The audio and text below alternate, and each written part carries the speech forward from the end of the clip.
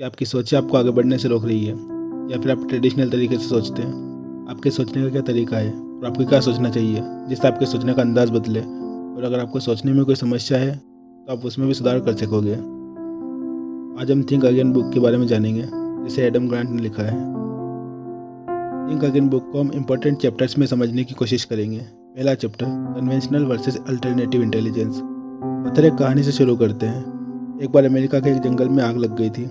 उसको बुझाने के लिए फायर फाइटर्स को बुलाया गया। उन्हें इंस्ट्रक्शन दिए गए कि उन्हें अपने इंस्ट्रूमेंट्स को अपने साथ ही रखने होंगे, तभी वे बच पाएंगे।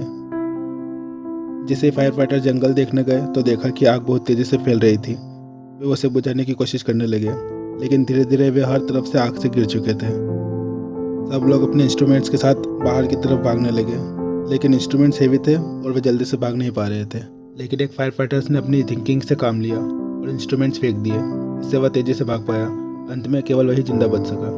इस कहानी से ऑथर हमें यह बताना चाहते हैं कि हमें हमेशा ट्रेडिशनल तरीके से नहीं सोचना चाहिए, बल्कि सिचुएशन के हिसाब से हमें अपनी थिंकिंग को बदल लेनी चाहिए। जैसे हमारे देश में मैक्सिमम युवकों की कन्वेंशनल सोच सरकारी नौकरी पाने की होती है, लेकिन अब हालात बदल चुके हैं। लोग तरह तरह के ऑनलाइन स्टार्टअप शुरू करके भी काफ़ी अच्छा पैसा अर्न कर रहे हैं। इसलिए हमें अपनी पारंपरिक सोच छोड़कर नए तरीके से सोचना शुरू करना होगा। Chapter 2, 3 types of talkers. जब भी हम किसी से बात करते हैं तो ज़्यादातर इन 3 रोल को सामर्थ्य में रखते हैं। Number 1, preacher. जब हम दूसरों को समझाने लगते हैं तो ज़्यादातर इस रोल में आ जाते हैं। हम दूसरों को समझने के बजाय समझाने लगते हैं।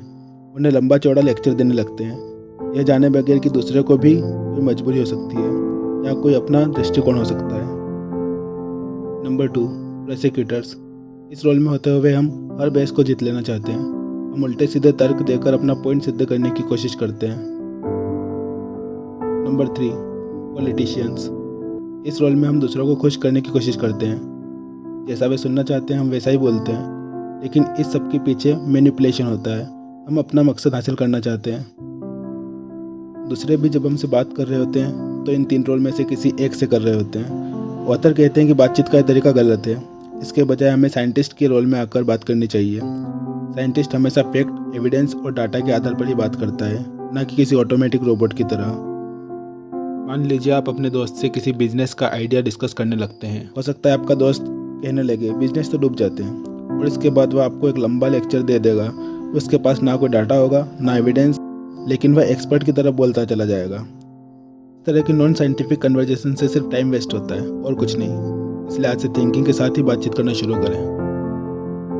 Chapter 3, types of confidence. लोगों में 2 तरह का कॉन्फिडेंस पाया जाता है, राइट कॉन्फिडेंस और रॉन्ग कॉन्फिडेंस। रॉन्ग कॉन्फिडेंस 2 तरह का होता है, ओवर कॉन्फिडेंस और लो कॉन्फिडेंस। ओवर कॉन्फिडेंस से भरे लोग सोचते हैं कि उन्हें बहुत ज़्यादा आता है, जबकि ऐसा होता नहीं है। ऐसे लोग आर्म चेयर क्वार्टरबैक सिंड्रोम से ग्रस्त होते हैं। लो कॉन्फिडेंस वाले लोग सोचते हैं कि उन्हें कुछ नहीं आता, जबकि दूसरों के मुकाबले उन्हें काफ़ी कुछ आता है। ऐसे लोग इम्पोस्टर सिंड्रोम से ग्रस्त होते हैं। इस प्रकार रॉन्ग कॉन्फिडेंस हमारे फेलियर का कारण बनता है। यह हमें हमारी एबिलिटी का ज्ञान नहीं होने देता, इसलिए हम अपने एफर्ट में सक्सेस प्राप्त नहीं कर पाते। इसलिए खुद एनालाइज करें और देखें कि कहीं ना कहीं आपके अंदर इन 2 प्रकार के रॉन्ग कॉन्फिडेंस तो नहीं है।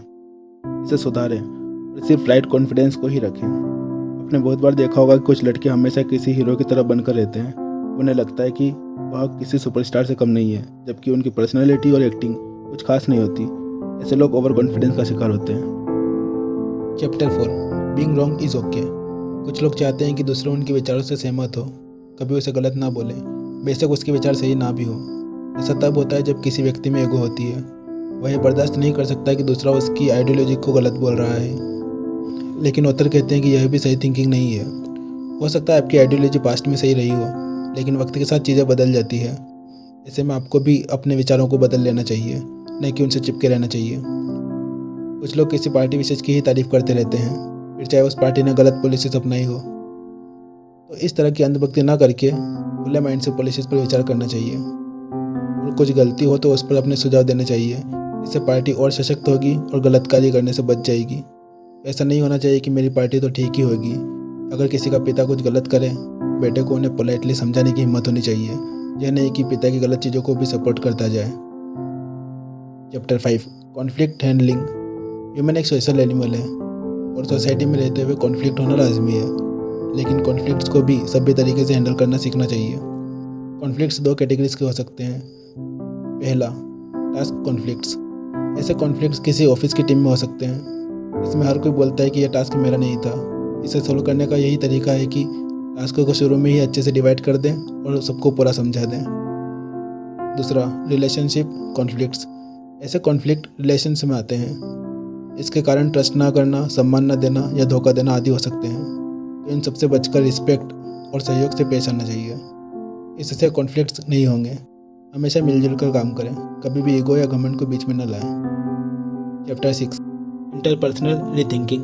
बहुत बार डिबेट के दौरान लोग प्रीचर की तरह बोलने लग जाते हैं। वे दूसरों पर अपने विचार थोप रहे होते हैं, लेकिन यह तरीका गलत होता है। जब भी आपको कोई आर्ग्यूमेंट या डिबेट करना है तो साइंटिफिक तरीका अपनाएं और दूसरों को भी पार्टिसिपेट करने का मौका दें। उनसे लॉजिकल क्वेश्चन पूछें और इस तरह से पूछें कि आपका जवाब वे खुद ही दे दें। जैसे आपको किसी को समझाना हो कि ऑफिस में लेट नहीं आना चाहिए, तो इस पर लेक्चर देने की बजाय उनसे पूछें कि लेट होने का कारण क्या है। अगर वे बोले कि ट्रैफिक ज़्यादा होता है, फिर आप पूछ सकते हैं कि कितने बजे घर से शुरू करते हैं। अगर वे 8 बोले तो आप उन्हें सजेस्ट कर सकते हैं कि आधा घंटा पहले शुरू किया करें। इससे सामने वालों को भी सॉल्यूशन मिल जाएगा।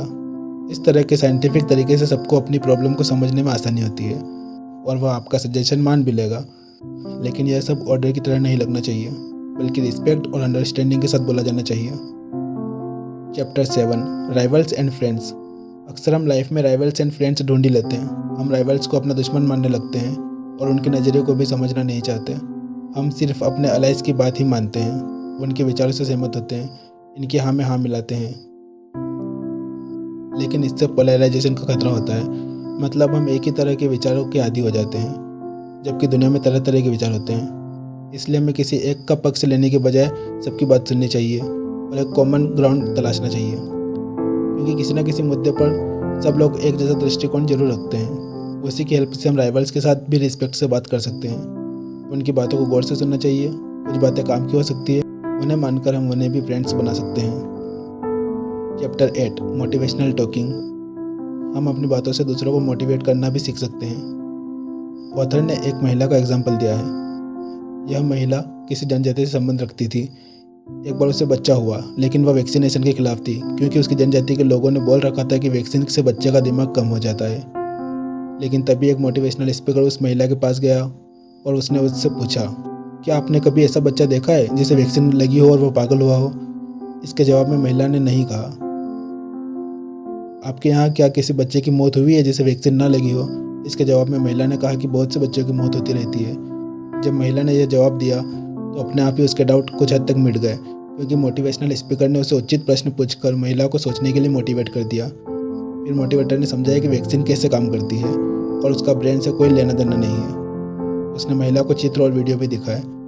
इससे महिला मान गई और उसने बच्चे को वैक्सीनेशन करवाया। इससे आगे चलकर बच्चे को कोई भी इन्फेक्शियस बीमारी नहीं हुई। यह देखकर उस महिला ने दूसरी औरतों को भी समझाना शुरू कर दिया। आप भी सिर्फ अपने ओपिनियंस दूसरों पर न ला दें, बल्कि उचित प्रश्न पूछकर सामने वालों को सोचने के लिए मोटिवेट करें। बहुत बार लोग खुद से ही प्रश्न नहीं पूछ रहे होते हैं, इसलिए उनके मन में डर बैठा रहता है। आप साइंटिफिक फैक्ट्स के जरिए उस डर को मिटाने की कोशिश कीजिए। इससे आप बहुत अच्छे मोटिवेटर भी बन जाएंगे। Chapter 9, binary issues. कई बार हमें 2 अलग अलग ग्रुप से भी डील करना पड़ता है, जिनकी विचारधारा एक दूसरे से ऑपोजिट होती है। जैसे ऑथर को एक बार ब्लैक और वाइट लोगों को लेक्चर देना था। अगर वे एक ग्रुप के हित में बात करते तो दूसरा नाराज हो जाता। इसलिए उन्होंने बहुत ही समझदारी से साइंटिफिक फैक्ट्स रखे और दोनों ही ग्रुप से उनके ओपिनियन पूछे। इससे उन लोगों ने खुद ही ऐसे पॉइंट्स बताए जो ऑथर को भी पता नहीं थे, और अंत में सब लोग एक दूसरे की हेल्प करने के लिए राजी हो गए। इसलिए लोग कभी भी प्रवचन वाला भाषण सुनना पसंद नहीं करते, बल्कि उन्हें एविडेंस से युक्त स्टेटमेंट्स ज़्यादा प्रभावित करती है। Chapter 10, ever changing world. दुनिया हमेशा बदल रही है, उसी तरह नॉलेज भी बदल रहा है, लेकिन कुछ लोग बदलने से इनकार कर देते हैं। वे सदियों पुरानी बातें ही करते हैं। आपने देखा होगा, जब सरकार कोई नई पॉलिसी लाना चाहती है तो बहुत से लोग उसके अगेंस्ट हो जाते हैं। जैसे आधार आया था तो बहुत से लोगों ने इसका विरोध किया था और लोगों को डराया भी था। लेकिन अब आधार से कितनी सुविधा हो गई है। आपको कहीं भी लंबी लाइन नहीं लगानी पड़ती, हर चीज़ आधार से लिंक्ड है। इससे बहुत सा पेपर वर्क भी बच गया है और टाइम भी वेस्ट नहीं होता। इसलिए हमें बदलाव के लिए हमेशा तैयार रहना चाहिए। शुरू में दिक्कत होती है, लेकिन धीरे धीरे इसकी आदत पड़ जाती है।